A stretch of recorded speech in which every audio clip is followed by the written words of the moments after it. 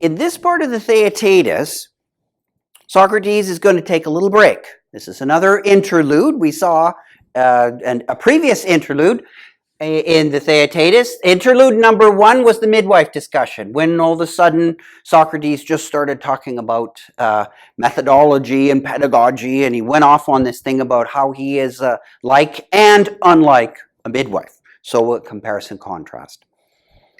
Here, after digging into the paratrope argument, the first sort of real attack on Protagorean relativism, Socrates pulls back, takes a little break, and says, let's look at philosophers and lawyers. Okay, so why Socrates would be talking about education at the time? Remember, Theaetetus was very young, precocious lad, but he was still young. Why would Socrates be talking about lawyers? Well, we all know that Socrates at this time was having to deal with lawyers and law courts because he was in trouble by this time, and he was basically on his way to deliver within the next little while the whole great speech that's known as the Apology, defending himself, and why having a philosopher like himself in town was a good thing for that town. Now, there are a couple of digressions or interludes in the Platonic dialogues where Socrates does talk about how great philosophers are and why they should run the place. And that is essentially pretty well the main argument of the Republic. Yes, it's to establish some kind of definition or deeper understanding in an analogous way. Here in the Theaetetus, it's coming to an understanding of what knowledge is, and in the Republic, it's what's justice. And in the Republic, if you look at one of the great digressions in the Republic is the cave. And what's the cave all about? Well, it's the nature of the philosopher. How does the philosopher differ from other people? And essentially, the philosopher is the one who escapes the cave. And the cave is, of course, a metaphor for the body.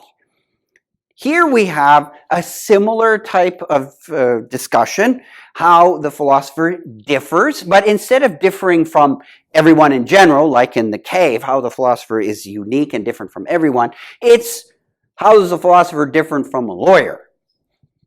All right, so yes, those of you who've heard lawyer jokes have been around a very long time, clearly, and lawyers have been liked and loved for centuries. Pick your side. Plato's not too terribly enamored with them. So lawyers, Socrates says, these are men of the clock, right? Because when you go into an Athenian law court, there was a water clock. And basically, they would fill the water clock up, and they would say, well, you have to make your case, either for the defense or whatever. You have this amount of time to speak until the water runs out. And so, what was it? These are men of the clock. So the main thing and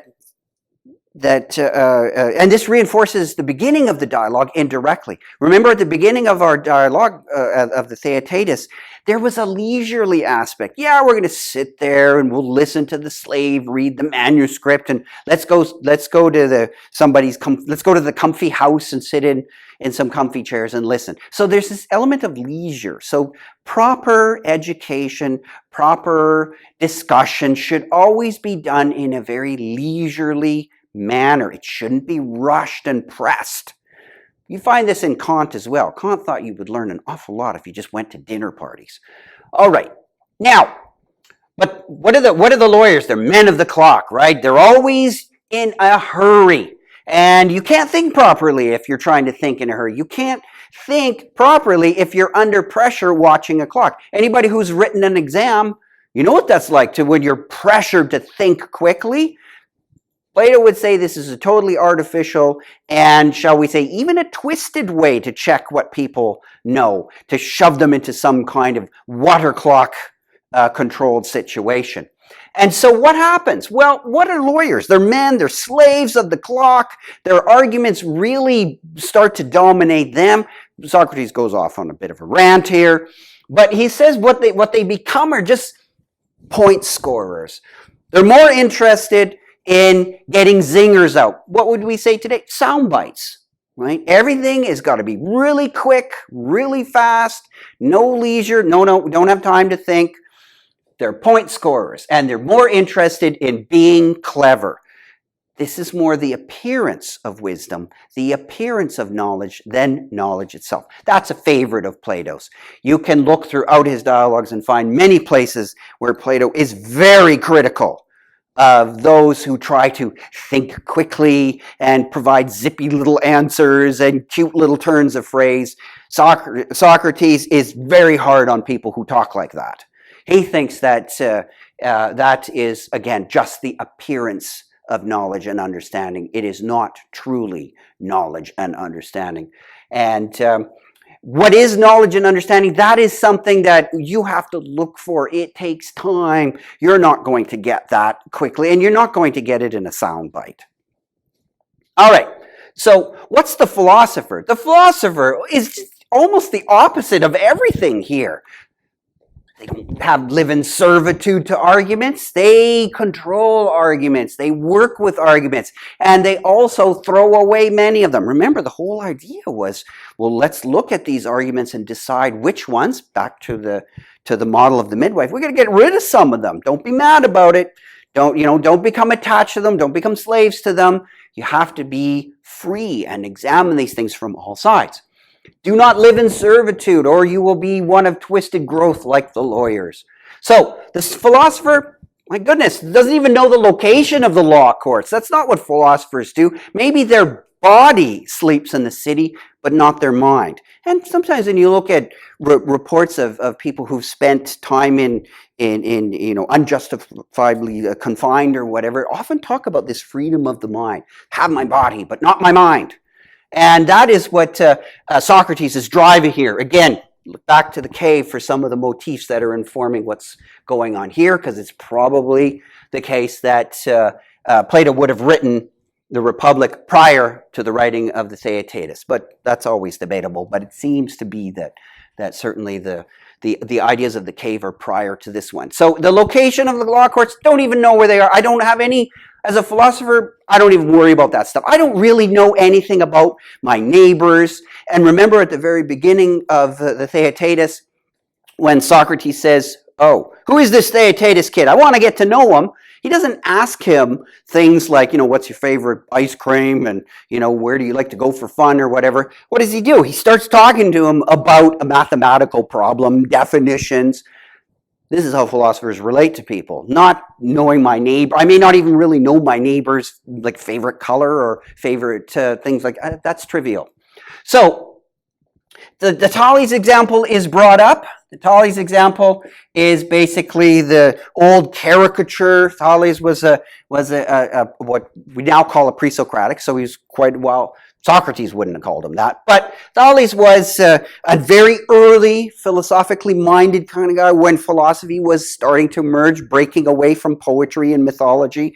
And the legend has it, who knows if it's true, but the legend is that Thales was contemplating the stars, and he wasn't exactly looking where he was stepping, and he fell down a well. And so that becomes a big joke about how the philosopher is looking at the stars and not interested in what's going down under his feet, and look what happens to him. And Socrates says, yeah, that's right. There is a sense in which the philosopher is not at all practical. But this is like your practical man, living in servitude, always caught up in the details of everyday life. You're a man of the clock, a person of the clock, to modernize it a bit.